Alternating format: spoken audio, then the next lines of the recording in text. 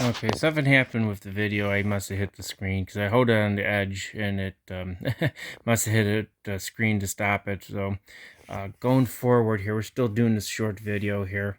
Part one is being uploaded right now, so I'm just going to finish this up with part two. So let's talk about inflation and how much oil prices have gone up and how much that's just figuring into everything we're doing. So this year, I bought enough spray for 2 seasons, but it's still up. I think I paid like $125 for one season. I think I'm up to like two. It was like 270. It was almost $300 by the time I bought all the stakes and stuff, for tree spray and everything I needed for just this growing season.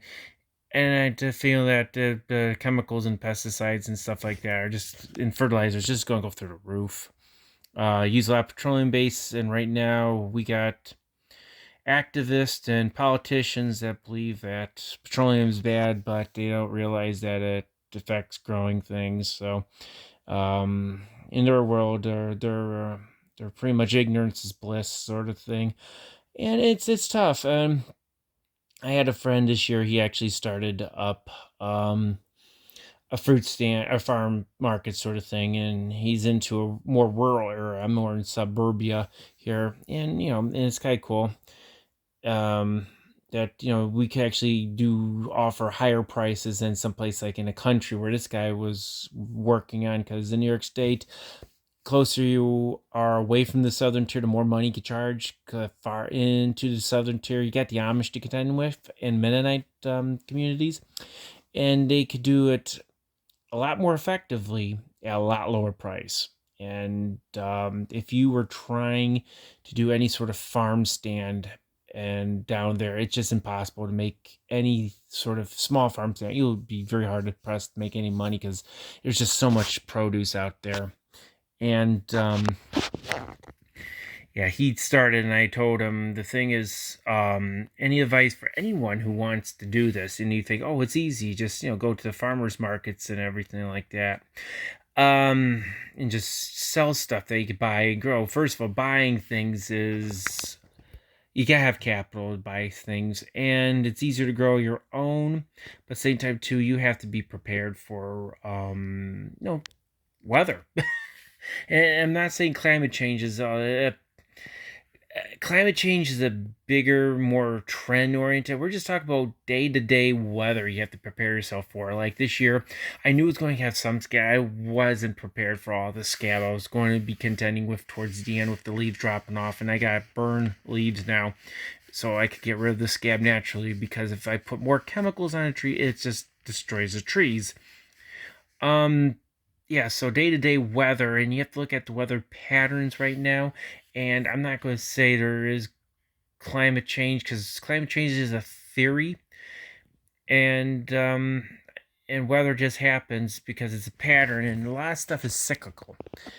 And the problem with what the climate change people, and this is just in general, what's wrong with climate change people is that they are stuck on a number, a point where they think it's where it needs to be.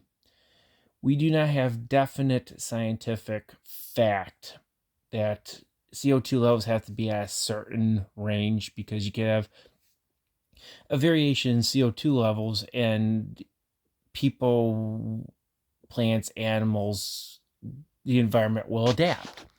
And there's times we're going to have rainstorms and snowstorms at weird places. You're going to have flooding at weird places. And the thing is, Earth is what, 3.64 billion years old or something of that nature, and humans have only occupied it for what, 20,000 years or something like that. Into the world, into the big scheme of things, that humans only been in existence for a very short span of time on Earth. Before that, we had other creatures, dinosaurs and such like that. And you can't sit there and come up with just a number and say, boom, this is a number. And a lot of stuff too, if the science is sketchy when it goes back, the core samples and stuff like that. A lot of that's just, we think those are numbers. You gotta think of it. It's like science is always is fluid. You always do more study, and more studying that the more you learn how things are. That's how we did cancer. I mean, think about cancer. 30 years ago was death sentence. Now people could live many years because we kept studying it and studying it and make it better, make it better, make it better.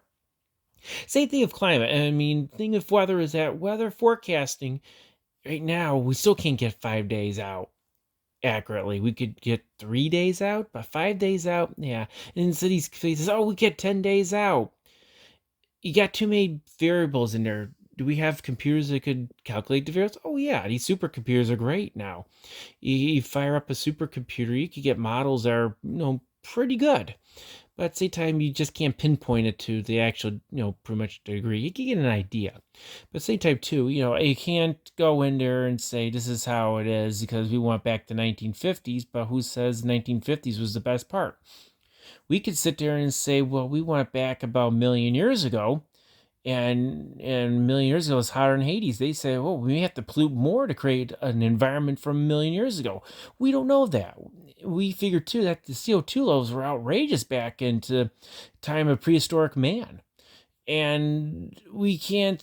But we're justifying reducing it. But you know, ancient man had higher CO2 levels, but we're still here.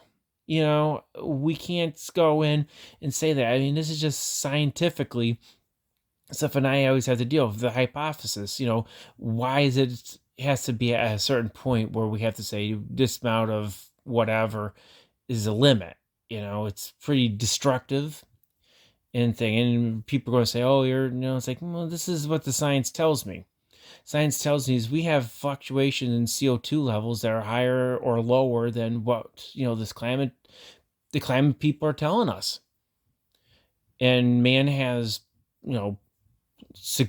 have survived all of this. They have survived the snowstorms. They survived the heat waves. I mean, we haven't had a dust bowl since the 30s. We had increased temperatures, but that's cyclical because there's also time where we had volcanoes, we have lost summers. And there's times too into the 1820s where summers were pretty cool. We didn't have extraordinary heat waves, and that was a 10-year cycle. And there's times too in those 10-year cycles they had famines in the United States because there wasn't enough warmth. And one was a volcanic reaction, and that was one of the things, but also at the same time too, it just the pattern was there was a lot of cold air that one year. And also too, we don't really understand. We have an idea. We have a great idea how the sun works and all that stuff, but still, we're still researching the sun. We're still putting probes going towards the sun to study it more and more to understand what makes it tick. We don't really know what solar flares. We know what probably causes them. We don't have a definite. We can't predict them with regularity.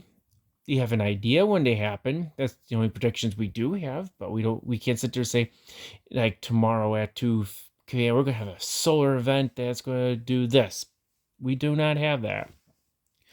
I mean, scientists are good for I think maybe a couple weeks out for solar flare before it comes in there. They can't predict it, before it happens, sort of thing. It just is that slide. But again, we're dealing with climate, and with any sort of growing anything yourself, you have to realize the climate and everything is part of the economic picture of how to operate a farm stand. But also, same time too, you have to look at your supply chain issues like we're having going on, and that's affecting price. Now we got fewer items that people are chasing with a lot of dollars right now, and it's just or we have few dollars with few products with few dollars for the most part, but it's inflated, so you're chasing a lot of stuff. We have a lot of dollars in supply, but we do not have a lot of goods. And that's causing a lot of increase in prices right now. This year, in particular, my sister went to a well-known orchard to buy some apples because I didn't have any to give her at the moment, and she knows that they only have a few apple varieties. And same thing, we have one over here near the house, and they only have a few apple varieties too. And that's just the way how the weather worked. They didn't get the pollination just like I did.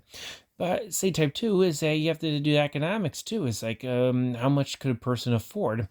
And that's the problem. When you start paying retail prices instead of wholesale prices for stuff, and it gets really and sometimes too, if you operate a stand, you may have to buy large quantity at a good price that it could be acceptable for the consumer to buy from you.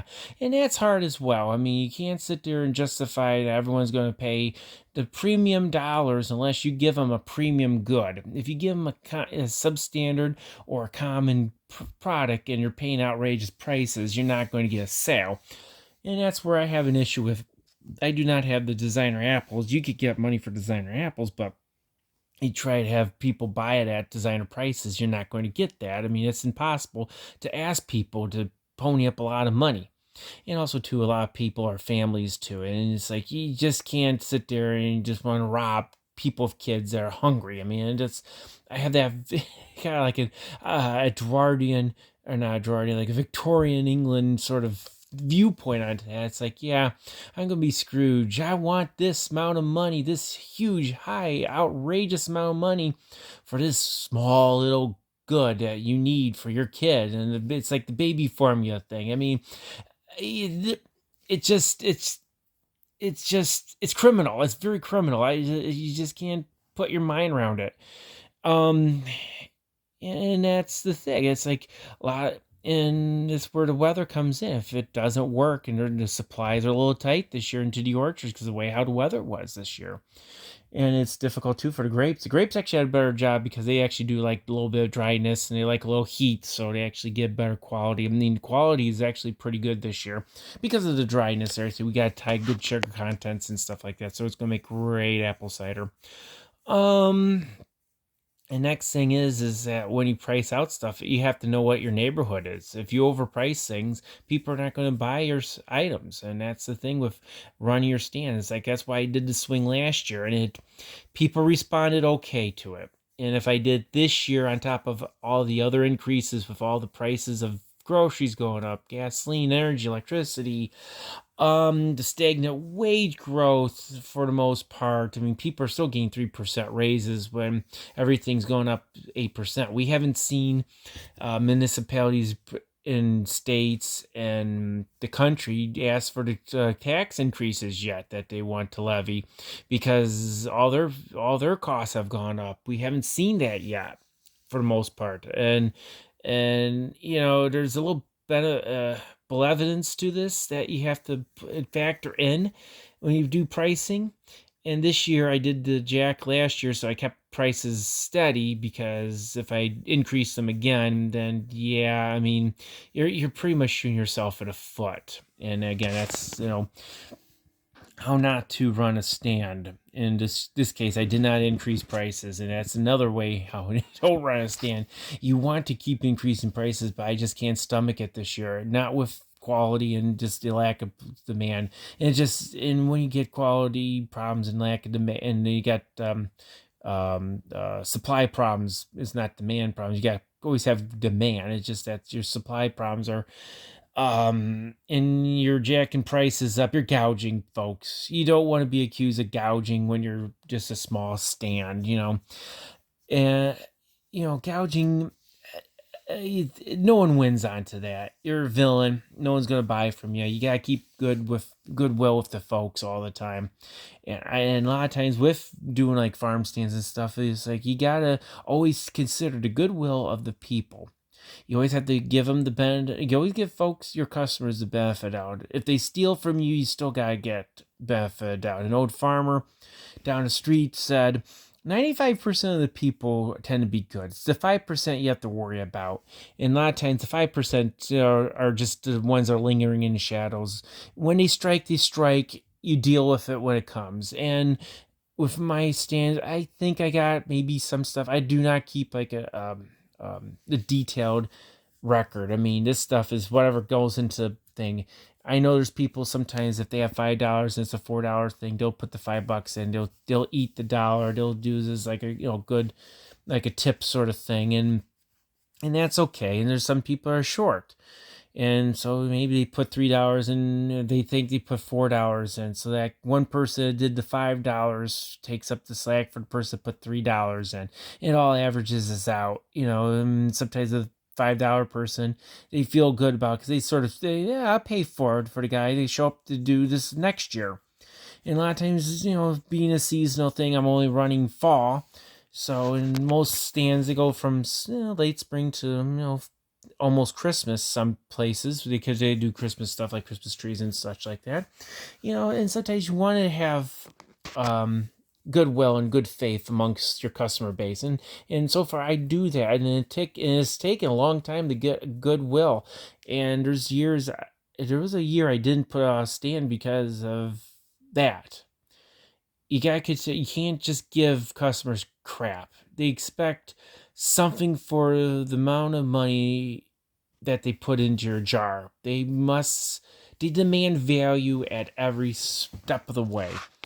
It doesn't matter if you're a small stand or you're you're in a large, quasi grocery store size stand. You always have to go in and give the people value for what they're getting, what fruit you are giving them or providing them, I should say. They're paying you to do this work. And this year this is going to be a lost year because I don't have what it takes to give the people pretty much what they want or what they deserve or what they expect of me. And it gets very difficult sometimes with that because you can't it's variable because you're at will of God. Really, you're at God's will to some extent. I know it may piss off some atheists out there, but there's always a higher power working against you all the time. It's either wet, it's the cold, the heat, the dryness. If everything was 68 degrees and perfect all the time, we wouldn't have any issue. But you always have that diversity that you always have to look at, or not the diversity, the all the little things that could possibly go wrong, and you have to deal with it as it comes. Adversity, I should say, all the little adversities that you have to come and you have to deal with year in and year out when you're growing stuff and when you sell things. There's going to be times where you have the best product in the world. No one's going to come into your stand and buy it. And a lot of times is that maybe the kid's sick and they had a doctor bill, or a car died and they need a new car and they don't have the extra $5 to put into your pot to buy whatever they need to buy for fruit. Or if you have a thing where you lost a job, you're on assistance and you do not have the cash. And that's why it was good for farmers markets to take electronic benefits, because it gives those people an outlet for them to use their electronic benefits, especially when they're down and out on their luck. Same thing too with even stuff I do, my expenditures. I'm looking at expenditures upwards of 50% on some stuff that I bought less, and then you try not to buy too much of it because stuff is not effective. Then you got reduced yields, and because you have old material that does not work well. And thing is, you got nature, you got God, you got a lot of things going on, and it's that adversity you always have to overcome every year to become successful. This year the adversity is just too much, and this is the end result, is that $58 for 2 weeks worth of selling. And this is, I would actually probably have more if I had more to offer. And there's people probably drive by the stand and didn't see anything because I didn't have anything to offer. It's not my fault that things happen. It's just the way of the world right at the moment. It's tough. And people think, oh, it's easy just to show up and do that. And also too, you gotta look at regulations and stuff. I can't sell apple orchard, my cold press apple cider because of E. coli fear. And that's a regulation. You could get arrested. You could get fined heavily for it, and fines outweigh the benefit of doing business in most cases. And there's the thing with the farmers market. You have to pay to be in those farmers markets. You have to have enough product to go out there and sell.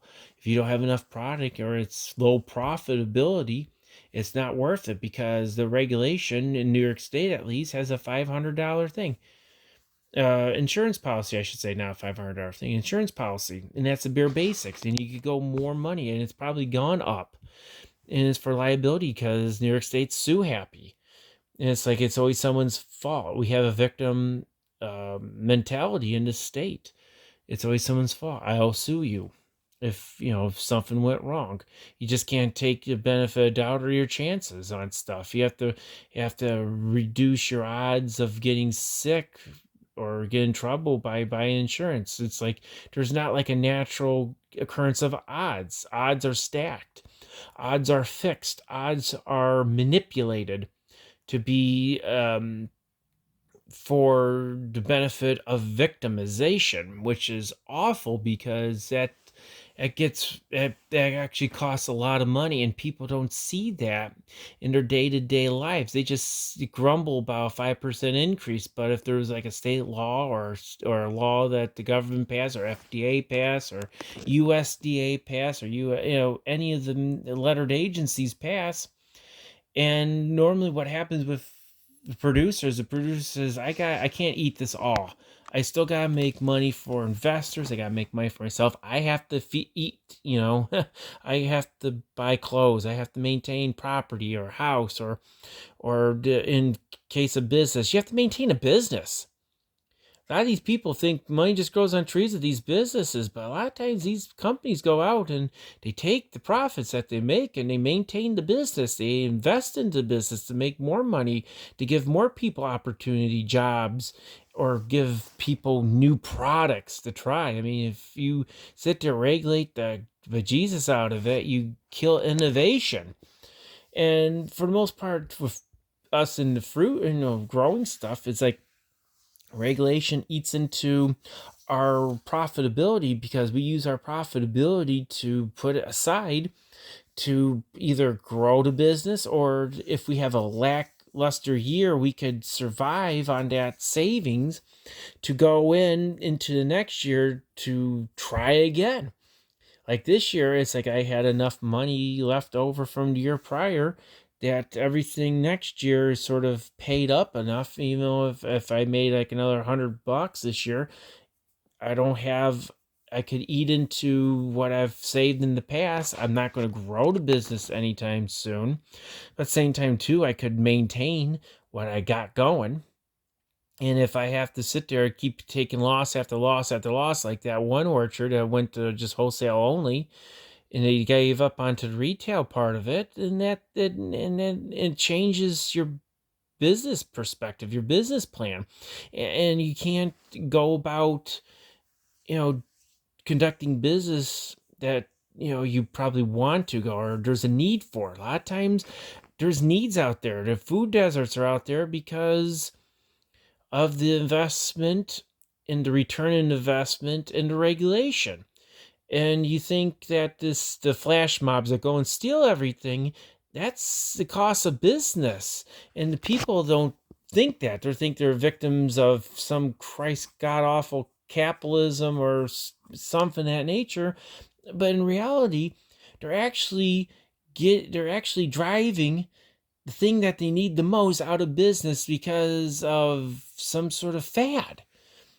And the thing is, that's why people are going without medication, because if, say, a flash mob goes in, robs his CVS, steals everything, and CVS has to take that loss, and it happens a few times, and they keep taking a loss. Or if there's a little nickel and dime shoplifting, or they call it, was it asset recovery or whatever heck it is, or loss prevention. it adds up, and that's why these food deserts. Because into the world of even this, yeah, this is a lot of money, of course, but look how much work. This is a combination of almost 5 months worth of work, 2 weeks and $58.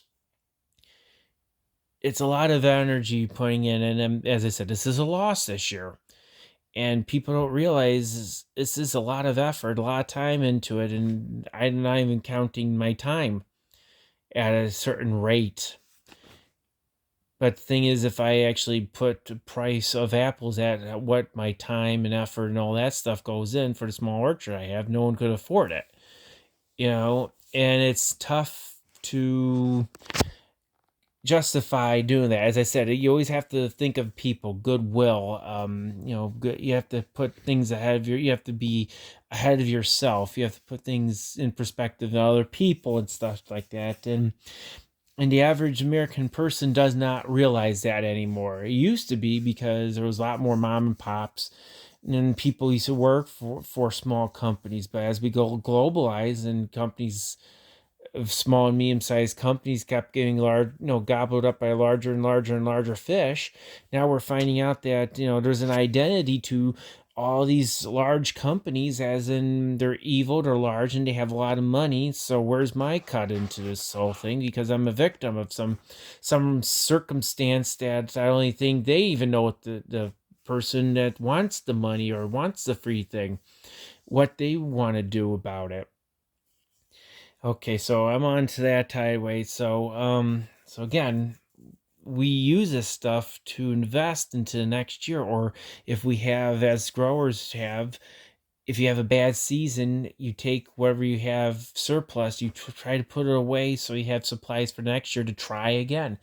Because who says next year we're not going to have a bumper crop? We don't know. We have an idea we're going to get a cold winter. That'll put enough cold hours out there.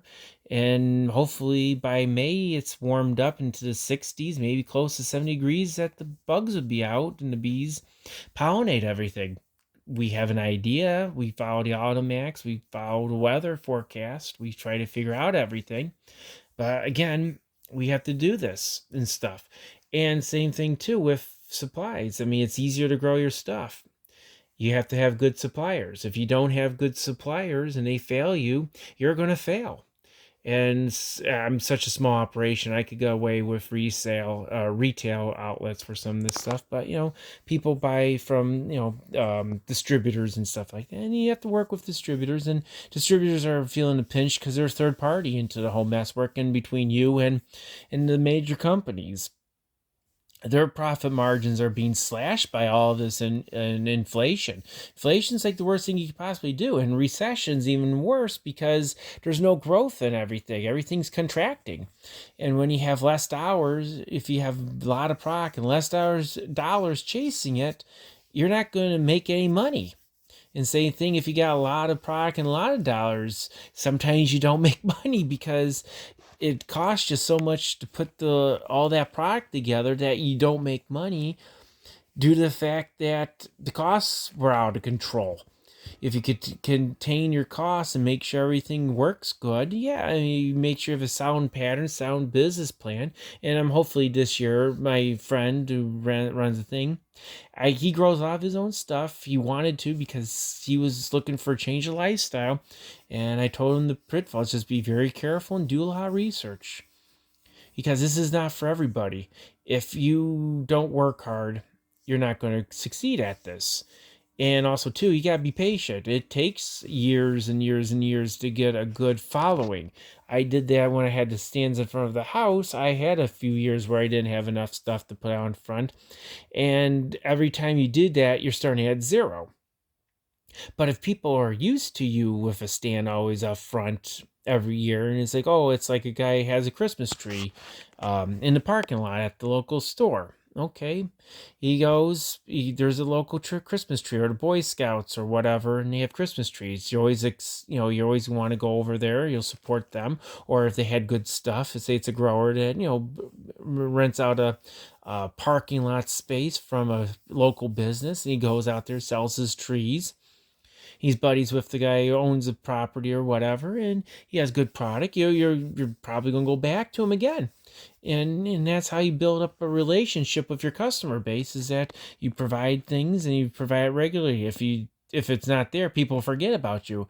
Then again, you're starting from square one. It's like last year we didn't have internet sales for bulk apples for some reason. And I think because I was late, everyone else was early, I was a little later, and everyone got sick of apples real quick or something. I don't know.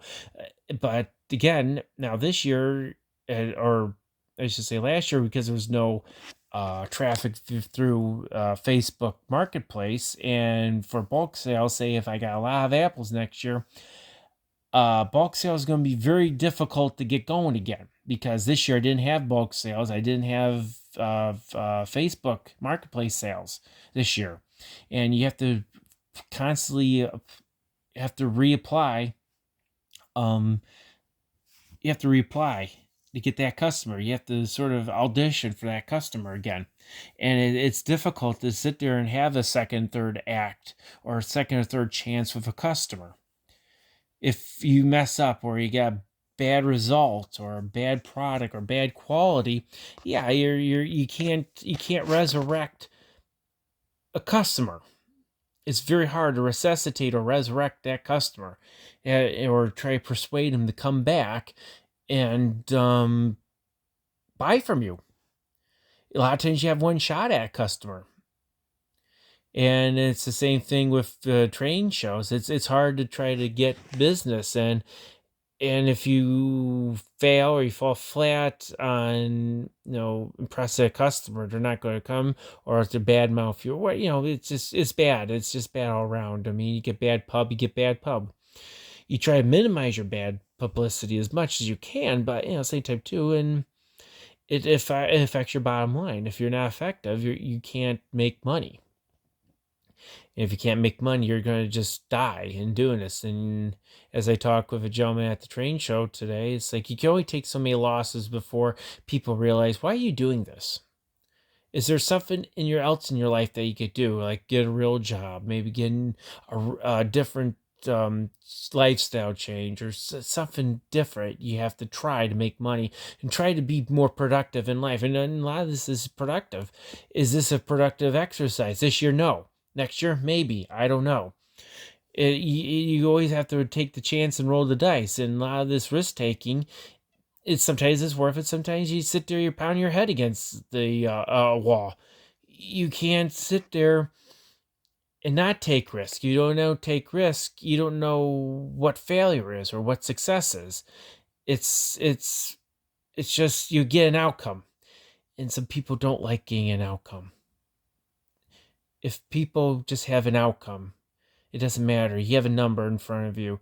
It could be a bad number, it could be a good number. But if it's just an outcome, and you can't say, oh, well, I was successful this year because of this, or I was a failure because this is what happened. And you try to learn from your failures to be a success. If you can't be a success, then why are you even trying?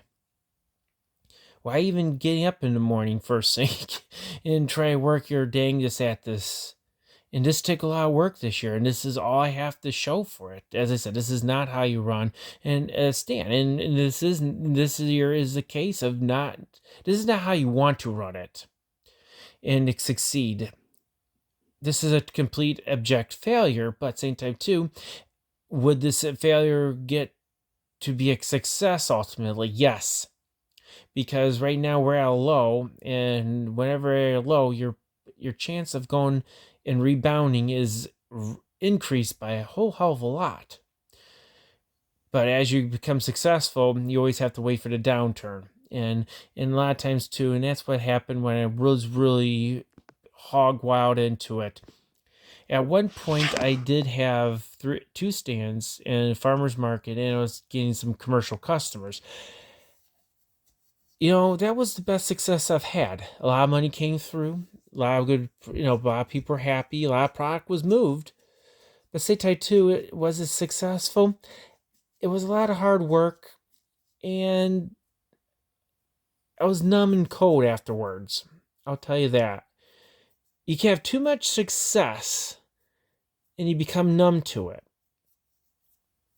And you want to have some sort of feeling of pride and some sort of feeling of accomplishment that you're doing things good in the world. When you're just pushing a rubber stamp and or you're just pushing a button and you're just getting rewarded, it's not the same. Or if you have a job where all you do is just keep on pushing a rubber stamp. Take 5 documents, you rubber stamp all 5 documents, push them aside, go to the next one. Where's the accomplishment of that? You're just pretty much just passing time. And that one year I had everything going, and I got out of the distribution part of it because it was not for 80 trees is not sustainable. If I had like 150 or 200, yeah, I could get into that because there's a better chance of me to sustain it. And also the farmers market, I was just down the street from me, from the house here, and it was tough because I was in competition with myself, and she wasn't selling fruit faster than I was. And you sort of cannibalize if you're into a small area, and you're sort of cannibalizing what you can do in your growth because you're spreading your growth out amongst many parties. You're not keeping it within and growing it within yourself. Sometimes companies get in trouble with that. Krispy Kreme did it with their overextension. Anytime you overextend, like Krispy Kreme did into beginning of the 2000s, there, it hurts because then you have to contract because you put too much effort into. You expand yourself out of business, and that's what these almost did. Is that you expand too much too fast and you overflood the market, and that's why I did the little town. I overflood with my produce, and there was no gain because I did it with last year prior. It was a little bump from the year prior to that year, and I got rid of the commercial customer because that didn't do too much. I started doing it was before Marketplace too, so I didn't have Marketplace yet, but I found out that when Marketplace came in, I was doing a little bit more efficient and more effective sales, more than just spreading along, have people buying it from me. And that was a thing. As after 3 years of doing the local farmers market, I decided to bow out just because it wasn't working.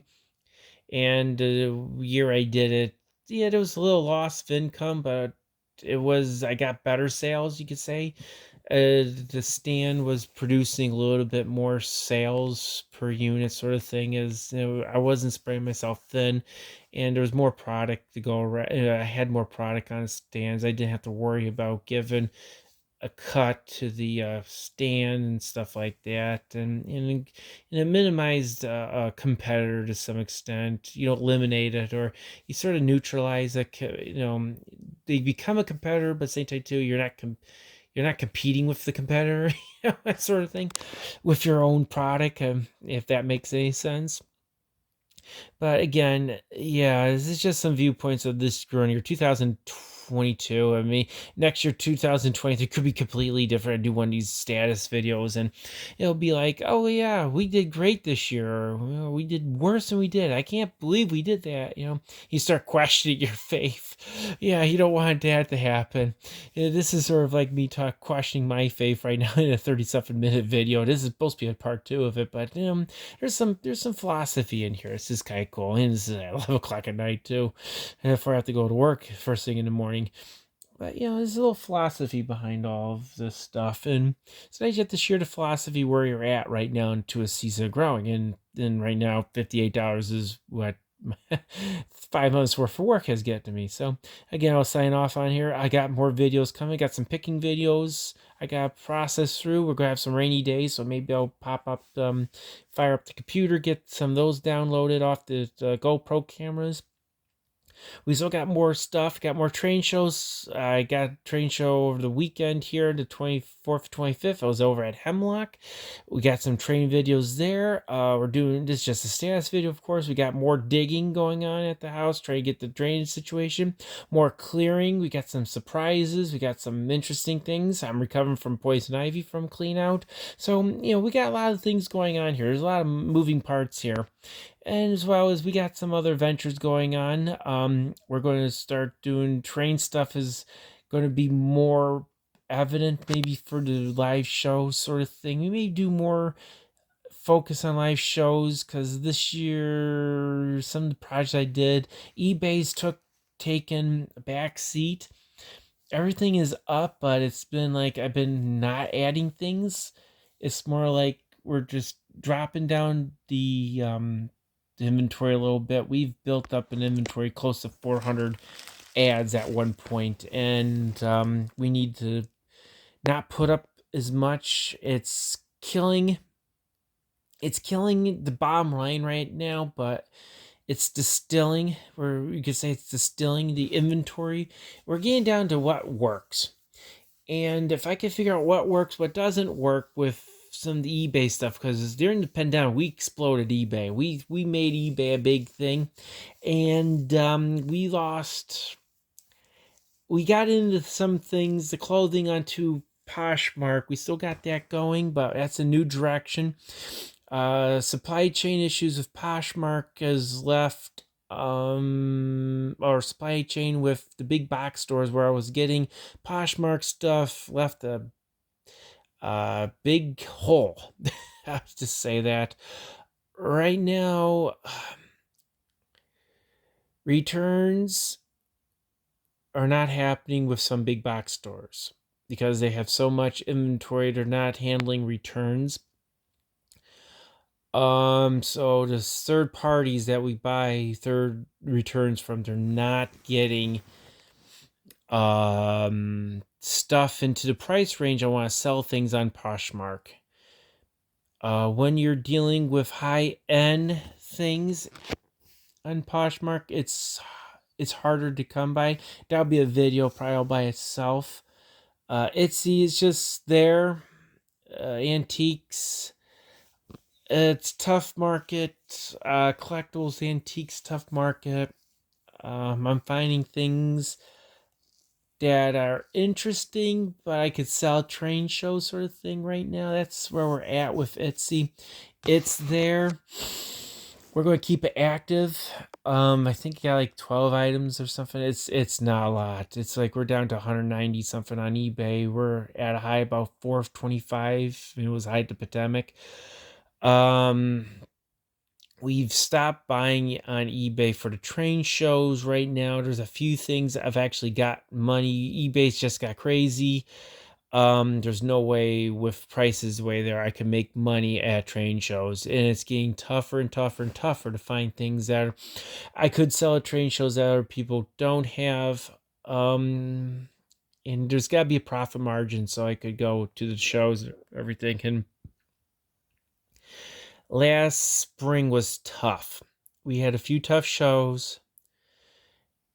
And one fall, well, Buffalo wasn't bad, but it's been tougher to sell things at train shows.